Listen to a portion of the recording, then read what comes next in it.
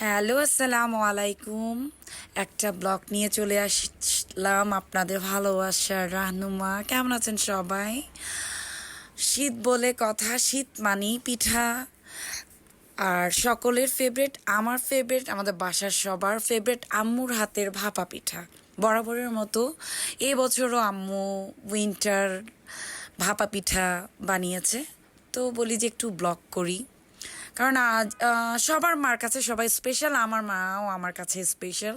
আর আম্মুর ভাপা পিঠা তো সেই ছোট্টবেলা থেকে আমাদের সকল ভাই বোনের স্পেশাল।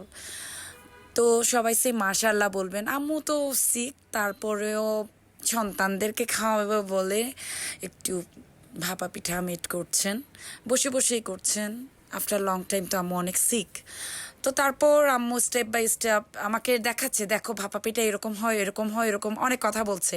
বাট আমাকে দিয়ে ভাপা পিঠা হবে না, আমি অনেক ভয় পাই ভাপা পিঠা। আমার থেকে মনে হয় যে অনেক হার্ড, মানে কেন জানি আমার ছোটবেলা থেকে ভাপা পিঠা হার্ড লাগে, কিন্তু খাইতে অনেক মজা লাগে। আর আমি বেশ খেয়েছি মাশাল্লাহ, আলহামদুলিল্লাহ আলহামদুলিল্লাহ আলহামদুলিল্লাহ।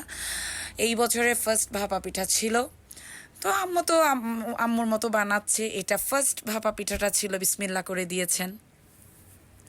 তো আমাকে দেখাচ্ছেন কিভাবে কি হয় না হয়। আর সকলেই তো জানেন ভাপা পিঠা কীভাবে হয়, কিন্তু আমার মারটা আমার কাছে বা আমার ভাই বোনের কাছে স্পেশাল। তো এটা হলো আমাদের অ্যান্ড সকল ভাপা পিঠা একসাথে করে আমি ক্লিক নিচ্ছিলাম আর খাচ্ছিলাম।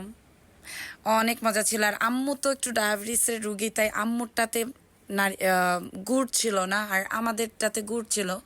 সব কিছু মিলায় অনেক সুন্দর হয়েছে, অনেক টেস্ট হয়েছে। থ্যাংক ইউ সো মাচ আম্মু। আল্লাহ হাফেজ, আসসালামু আলাইকুম।